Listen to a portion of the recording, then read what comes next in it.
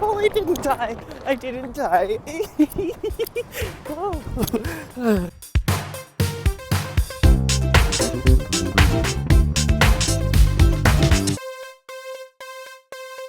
Okay, sup guys, it's Bradley back again after almost dying from a car crash. Just kidding, I didn't die from a car crash. I literally just crossed the street and thought a car was gonna hit me. Hi, what's up? How are y'all feeling? I think y'all are doing good. I know that I am doing okay. I just wanted to let y'all know about what this video is. Happy Father's Day, by the way. So I know that we said that we're probably going to be posting once every 2 weeks. Fun fact, we've kind of changed it, so now we're going to be posting twice every week. Stay tuned for us every Wednesday and Sunday. We're going to be posting legendary content. So this video today is going to be an album review of Alec Benjamin's These Two Windows. I recorded it a while ago, like the day it came out, so don't forget to like and subscribe. I hate being a YouTuber. Ugh. Okay, bye. Today, I want to embark on an experience of a brand new album that came out that I'm very excited to listen to, called These Two Windows by Alec Benjamin. Now, I listened to his Narrated for You album a long time ago, and it was one of the best albums, I think, of that year. I think it was 2018. And it was amazing, and I really connected with him. He was a new artist at the time, really flourishing, and now he's like this fully realized human, and it's kind of cool to see, like, I was there at the very beginning. So if it's a good song, it gets put into my playlist, and if it's not, then it goes away. But ultimately, at the end of like everything, when I finish and complete the entire album, I'll do a track review list of every song that I liked, every song that I didn't like, and then we're gonna say if I heart it or if I don't. If I heart it, then that means that it's gonna be going into my nominations for the best albums of 2020, and if not, well, too bad, so sad. So I'm really excited. I don't know about y'all, but like I've been waiting for a while for this album, and like I know already the majority of these songs. It's a 10-song album, and I know 6 of the songs from just singles that he's released and stuff like that. The only one that I can tell you for sure that I'm gonna know and I'm gonna enjoy is Demons. But other than that, yeah, I'm very excited. I'm very excited. Oh my gosh, this is like a new album by Alec Benjamin. So, let's get started with track numero uno.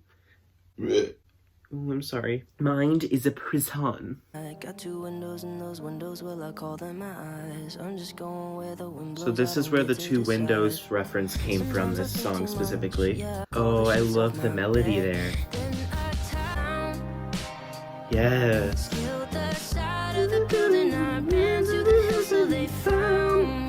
Damn, those lyrics are intense, but he's really keeping it like positive with the vibes and the energy of the beat. I do love the piano melody that he's got. I love that. The pre-chorus is amazing here. I'm kind of intrigued by this chorus because it's weird.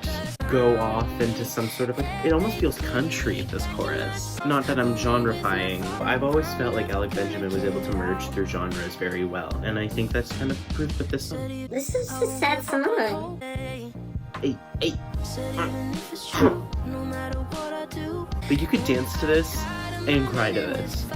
That's how diverse he is with his music. I'm just saying. I love this song. That was Mind is a Prison. I feel like this song's energy was very like vibrant, but yet it had all this sort of like negative energy with the lyrics. The lyrics were so intense, and he did this on Narrated for You as well, like Death of a Hero. That song was super positive when it came to like the energy of it. No, that was 1994. Now I'm a witness to the death of a hero. Like that whole thing, it was like really positive, but it was all about like this man who he's watched his whole life die in front of him. I also said that there was kind of some sort of like country references I felt almost with that chorus. I loved the beat. It reminded me a lot of a Jessie Reyez song from her album, The Before Love Came to Kill Us. I really love that song. So I'm just gonna keep going. That song will be added to my bops. Now let's move forward into track 2, Demons, which I have heard many a time. I think it was the first single he's released from this. I could be wrong. Is it? It was the first release of 2020. So he could have had more like beyond that, but like from what I know, that song I definitely already knew prior. I pretty much know this song already, but I'm just gonna listen to it again and vibe. I've got all these demons hiding underneath. No, I guess I've got all these demons. Oh my god, his voice is way too high. He's gifted. I hate men like him. This is definitely similar to Narrated for You, where it's just gonna be like you're sitting in your room. If you put this on, it's gonna help you just like release all those negative energies.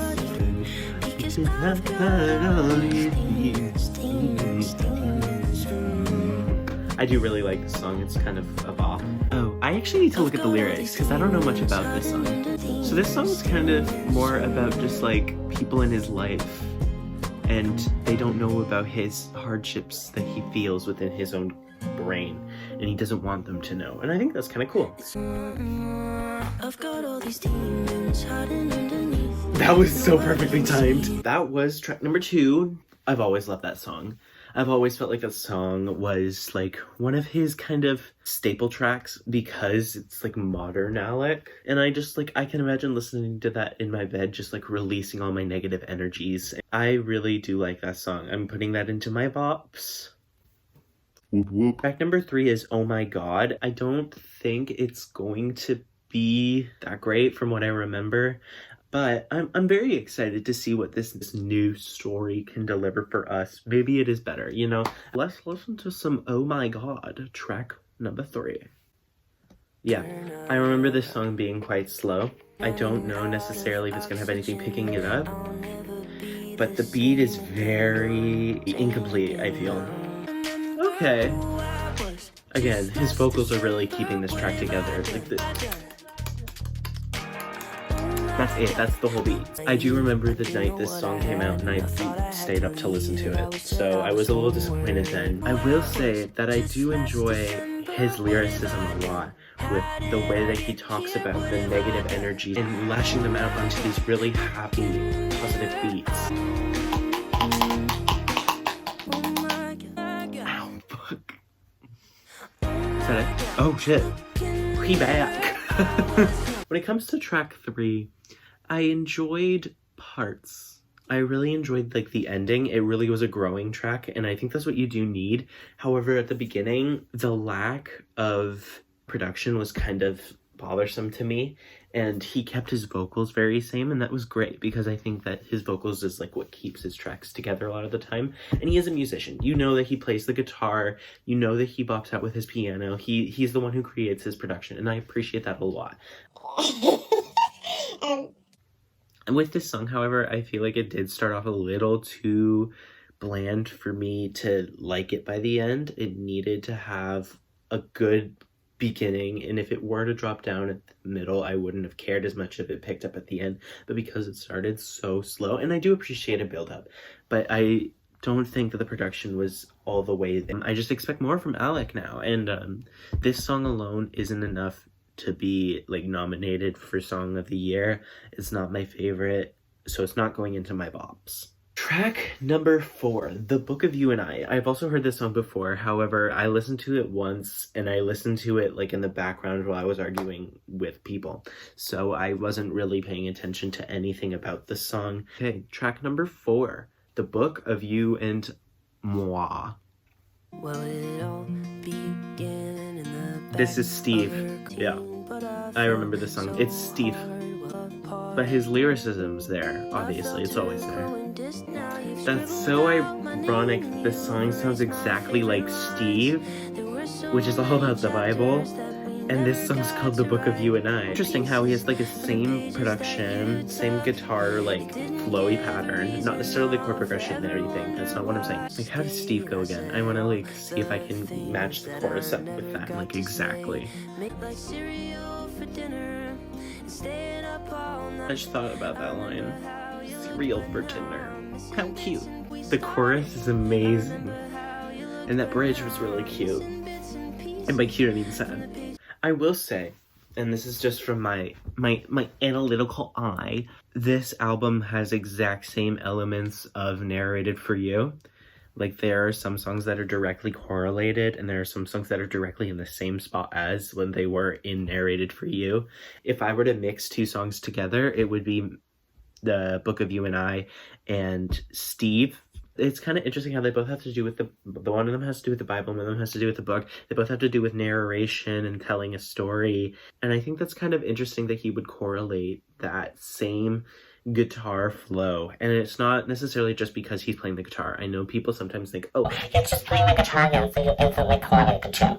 that's not what I'm saying. They definitely have the same flow. I'm so mixed on this song. I will say that I think that Narrated for You and this album have very similar like narration stories, and like the beat and the production is very same. It's him, it's Alec Benjamin, so you have to expect it to be the same. But I do think that this is so dark and like so sad. I think there was a little more hope in songs like Steve. There were a lot of songs I felt that had a lot of hope in them, and this just is completely his emotions tearing down. And maybe that's a good thing. I want to get further into it. The next song, track number 5, is Match in the Rain. I'm actually really hoping for like a good track. Not that these weren't good. I really enjoyed Mind is a Prison Demons. I'm still contemplating about whether I'm gonna put Book of You and I as a bop or not a bop. All right, track number 5, Mind is a Prison. Okay. Ooh. Oh, I'm loving this. The chorus, the verses are really unique for him. This is proving my point though, that this album is quite sad.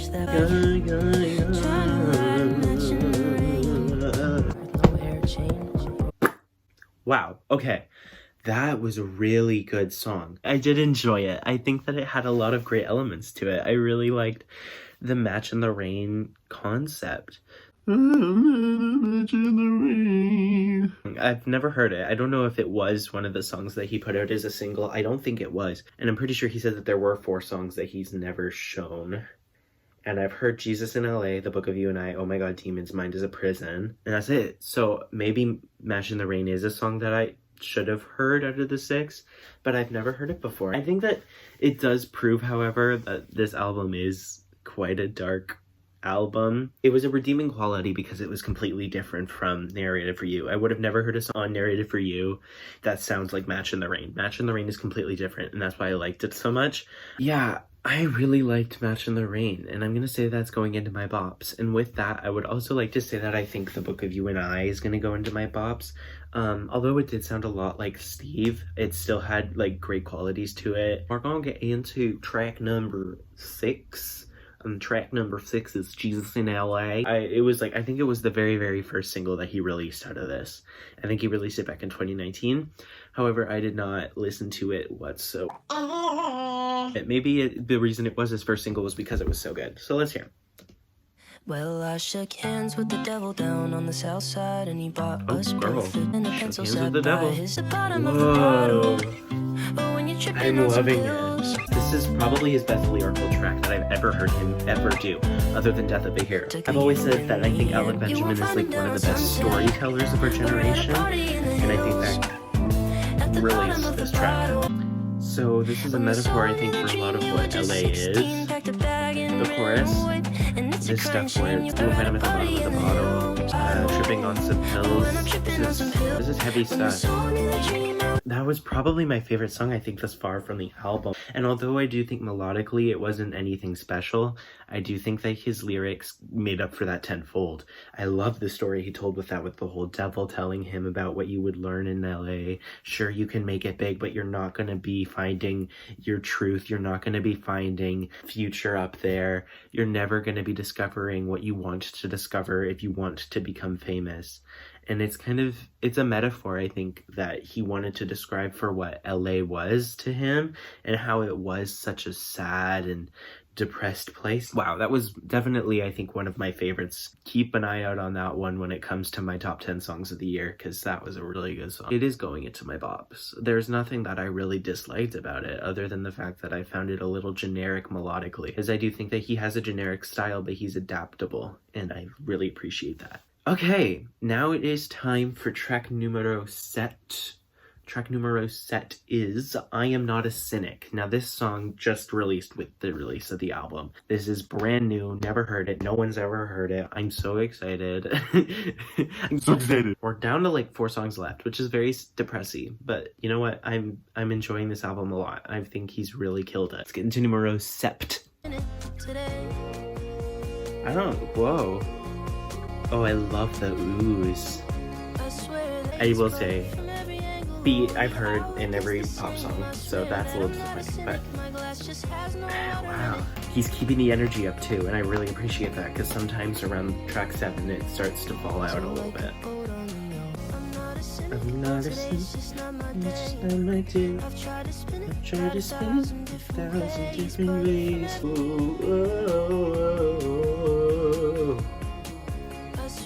It was quite a short song, I'm not gonna lie, but of that chorus is beautiful. And of course, I think this is just another continuation of him stuck in this mindset of, I need to escape my mind. Jesus, he's on a streak here. He's on a really good streak. This album is something to watch out for, that's for goddamn sure. I love that chorus, the part where he's like, I'm not a cynic. That's going into my bobs. Alamo is the next track, number 8. We are almost done. He hasn't really like talked about this song very much. I was on his Twitter this morning and he was talking about like, oh, which of the 4 new songs do you enjoy the most? And a lot of people loved Alamo. It was very tight between all 4, but like Alamo was like 26% and the rest were like 22, 23, 24. I don't think that's right. I don't know math. Alamo. Oh, you're gonna talk. That's a word. Proselytize.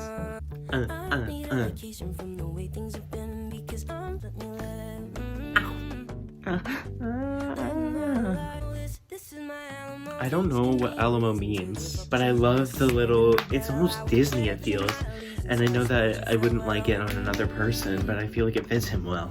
So Alamo is a castle. Oh. See, this is what I'm talking about, the Taylor Swift effect.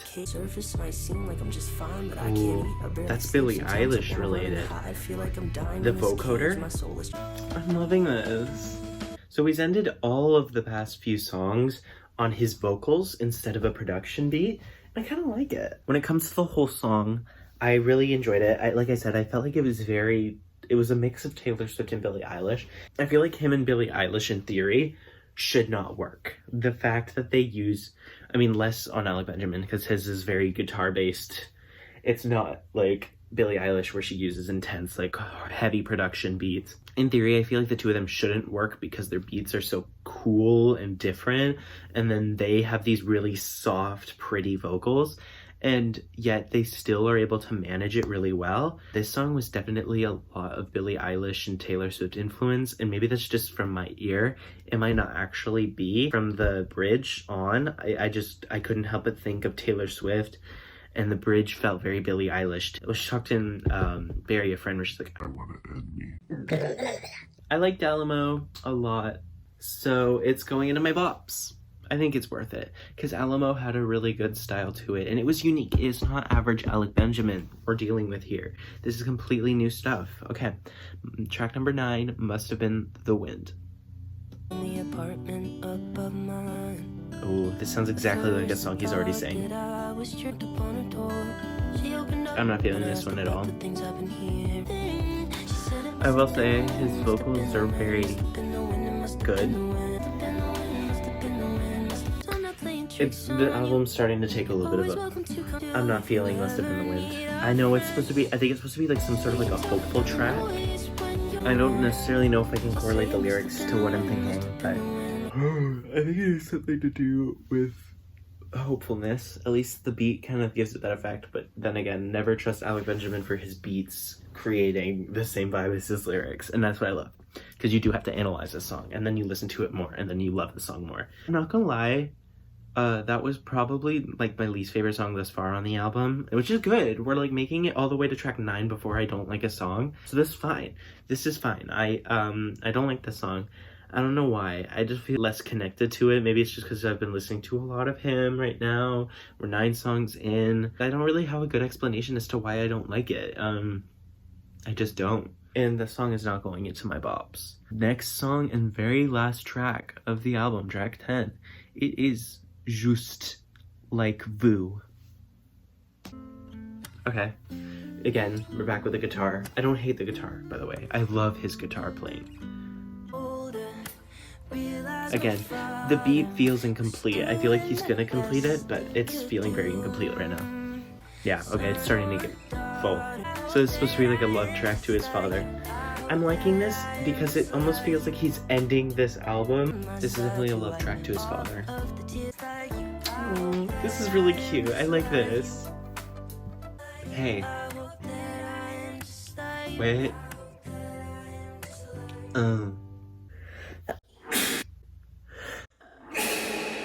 Bless me. That was a really cute track. I really enjoyed that. You could tell that he was, again, telling a story with his track about his father and how his father really kind of connected him to his life and what he wanted to be. He wanted to be just like him. He wanted to like have the family and live the best possible life with that father that he had, and even though he hated him at times, he now wishes the best for him, and I love that. The song will be in my bops, homies.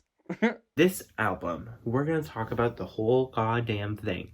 From 10 songs in 27 minutes, we'll dive in. The one negative critique that I'm definitely gonna say about this album is that it started off very similar to Narrated for You. And I hate to bring the two up, but it is important because we're talking about an artist and we're talking about their development, and we want to make sure that they're improving or at least like updating their style a little bit. I don't want to hear the same song from Alec Benjamin 10 times, you know what I mean?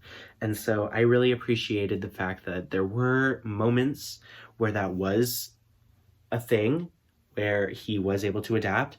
But I mean, songs like Book of You and I, Oh My God, are very, very similar to songs that I already heard. And then Demons in Mind is a Prison are songs I kind of felt the same vibe from Narrated for You. I kind of didn't really connect with those as much. However, I will say that songs such as Match in the Rain, Just Like You, and Alamo, and I'm Not a Cynic, they were really good additions to this album. Something that, I mean, I think we all know at this point is that he released a lot of these as singles. I've already heard a lot of them. He kind of waited to release this until a point in which I didn't really care anymore, but it was still an exciting moment for me because this is the first Alec Benjamin album I'm going to be able to watch like directly as it comes out. So I enjoyed that kind of portion of it. When it comes to the storytelling of the album, I enjoyed it with my whole ass heart. I know I kind of didn't understand it at first with Mind is a Prison and all that. These two windows is actually like a really interesting concept that he was talking about, with his windows being his mind. The window is him rather opening it and closing it, and his mind is trapped right now. The window is sealed with his mind and he can't escape it, and he's thinking all these terrible thoughts, like in the song Demons, or I guess in the song Oh My God. I didn't really like it that much. Mind is a Prison, obviously. The Book of You and I, Match in the Rain, Jesus in LA, like they basically all had that kind of feel until Must Have Been the Wind and Alamo, I guess. It started to kind of retrace itself into hopefulness, but I think that the Alamo might have possibly been the window and him like trying to just get himself out, and he was starting to feel hopeful, and at the very end he realized that one of the things that was trapped in his mind was the thought that his dad was a terrible person, and I think he realized that he wasn't, and he blocked his phone number. He had terrible moments with him, but he was still able to keep that connection strong.